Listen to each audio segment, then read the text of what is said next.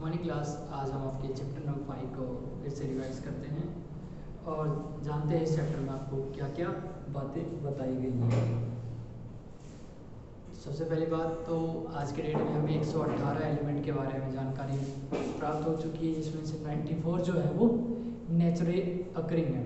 सबसे पहले जो साइंटिस्ट हुए वो हुए डोमिनियर, जो जर्मन केमिस्ट थे। उन्होंने ट्राई एडिशन दिया, मतलब 3 एलिमेंट का एडिशन दिया उन्होंने अपने पीरियोडिक टेबल के अंदर।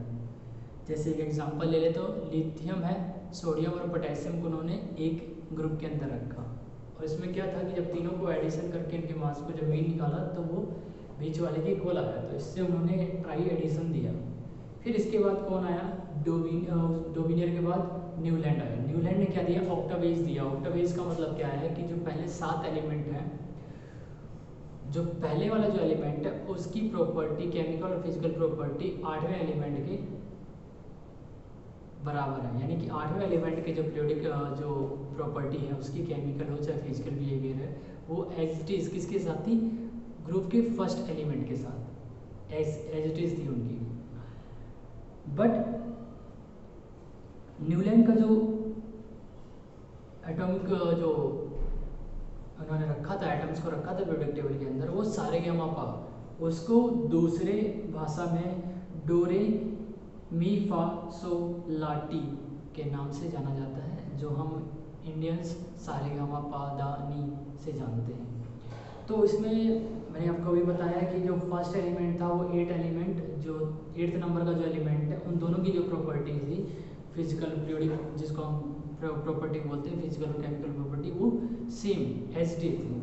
बट इसमें क्या हुआ कि जब उसने हाइड्रोजन को फ्लोरीन क्लोरीन इसी ग्रुप के अंदर उन्होंने क्या कर दिया, कोबाल्ट और निकल को एक साथ रख लिया। अब 8th एलिमेंट कौन सा कहलाएगा इसमें, कोबाल्ट या फिर निकल? एक तो पहला ये डाउट था उस टेबल के अंदर।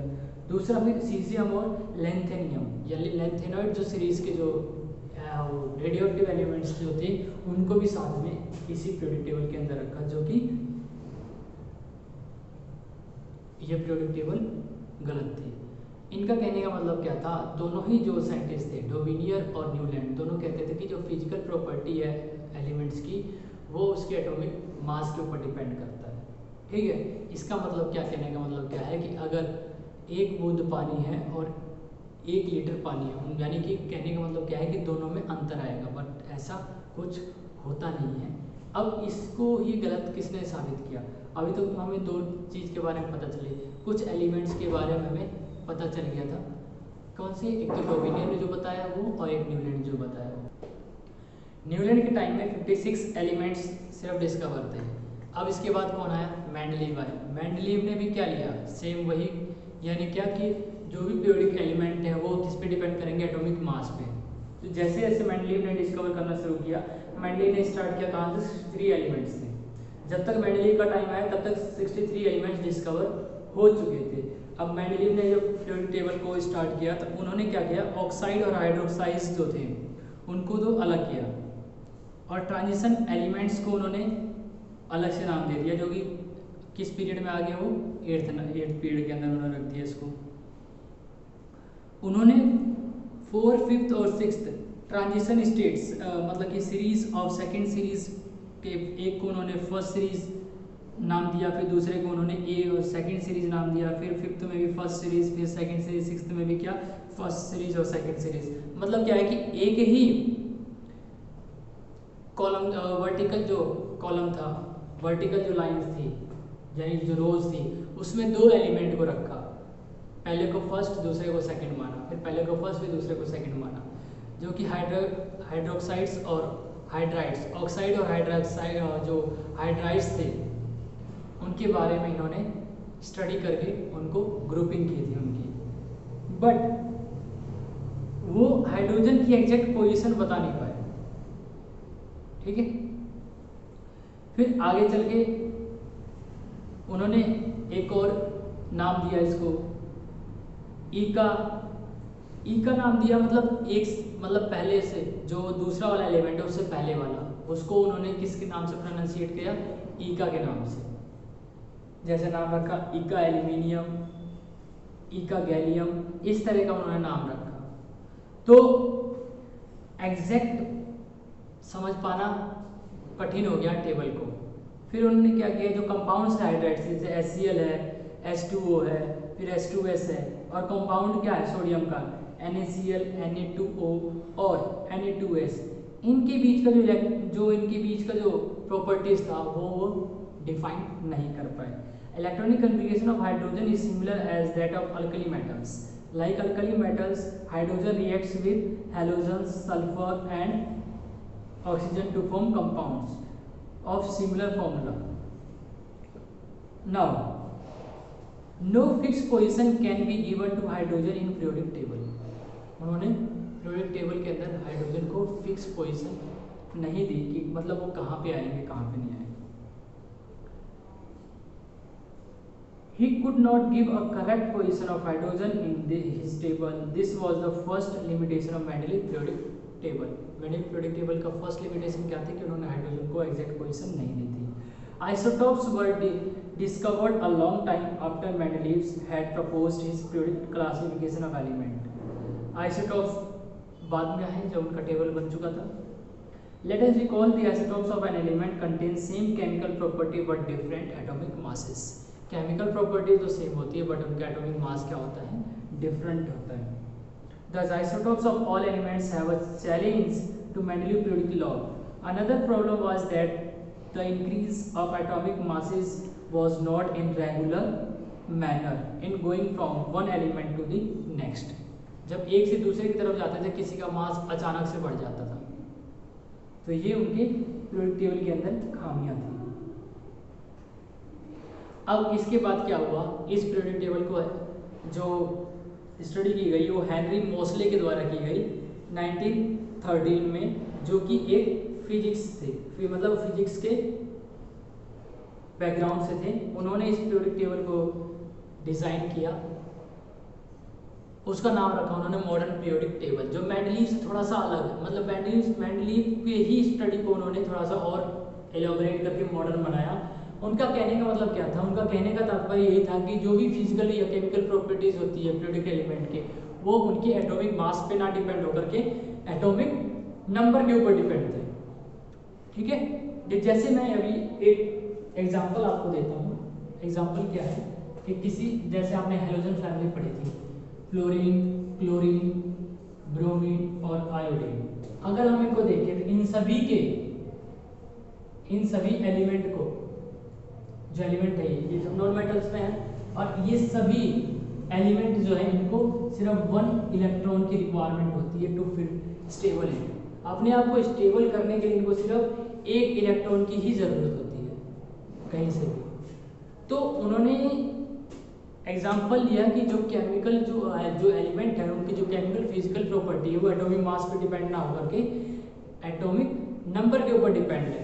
ठीक है, और यही बाद में क्या बना हमारे लिए, हमारे लिए मॉडर्न पीरियोडिक टेबल।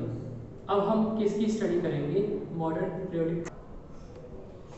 अब हम बात करते हैं modern periodic table. Modern periodic table के अंदर ऐसे आपको एक जिगजैग लाइन दिखेगी, आपकी बुक के अंदर मॉडर्न पीरियोडिक टेबल बना हुआ है। ठीक है, इस तरह की एक जिगजैग लाइन मिलेगी। ये जिगजैग लाइन क्या करता है, सेपरेट करता है किसको, मेटल्स को नॉन मेटल्स से।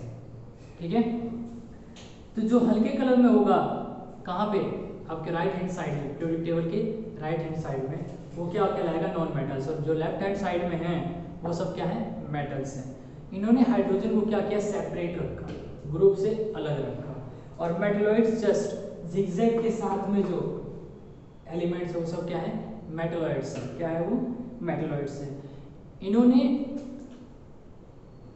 टेबल को 18 ग्रुप्स और 7 पीरियड्स के अंदर इन्होंने क्या किया, उसको सेपरेट किया। और लेंथेनॉइड और एक्टिनॉइड सीरीज के जो एलिमेंट्स यानी रेडियोएक्टिव एलिमेंट्स जो उनको अलग से लिखा। रेडियोएक्टिव एलिमेंट में क्या है कि हर किसी की अपनी एक लाइफ टाइम पीरियड है। कोई कुछ सेकंड के लिए रहता है, कोई कुछ मिनट के लिए रहता है, ठीक है, कोई कुछ माइक्रो सेकंड के लिए रहता है, तो उन्होंने उसको अलग रखा। अब हम बात करेंगे किसकी,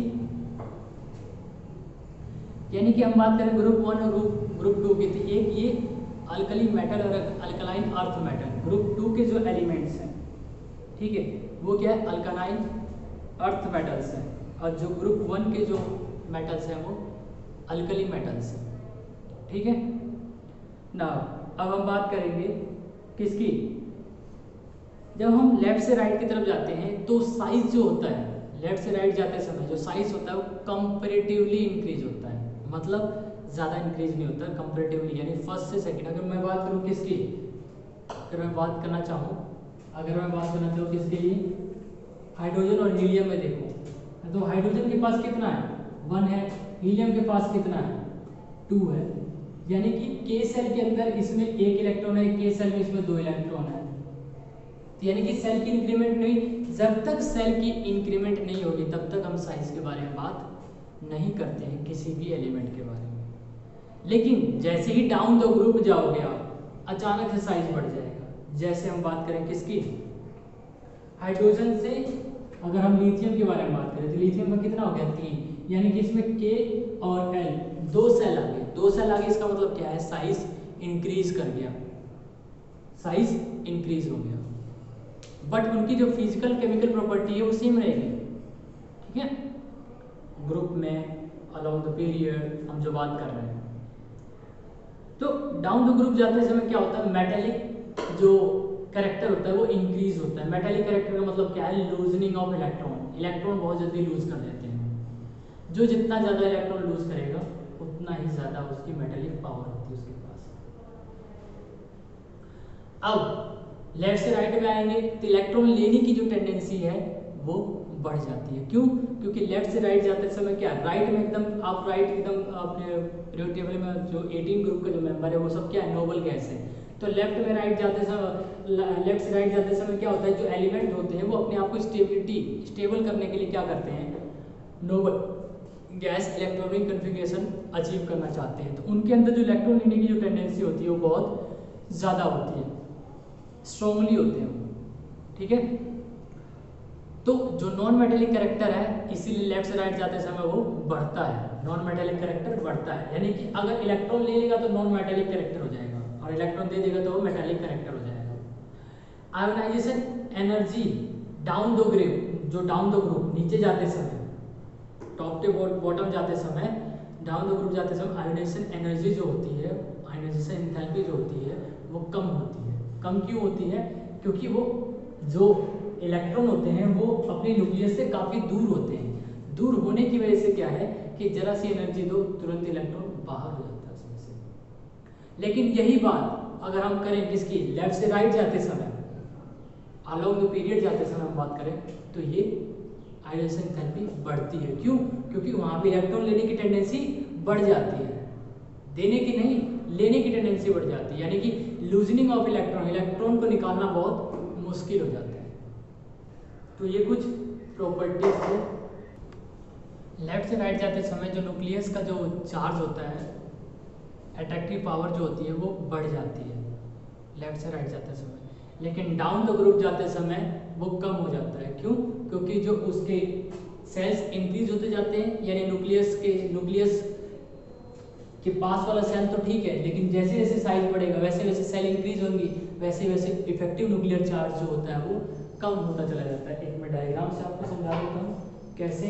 जैसे मान लीजिए ये है, ये क्या हो गया, के सेल हो गया, फिर इसके बाद क्या होगा, ये एल सेल हो गया, फिर इसके बाद क्या हो गया, ये एम सेल हो गया।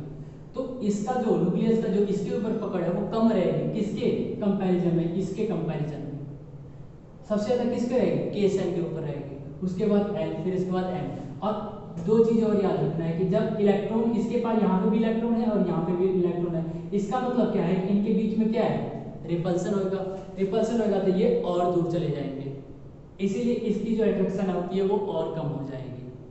तो ये हमारे लिए की पॉइंट्स है, मैंने आपको कुछ की पॉइंट्स बताए पीरियोडिक टेबल का जो हमेशा आपको याद रखना है।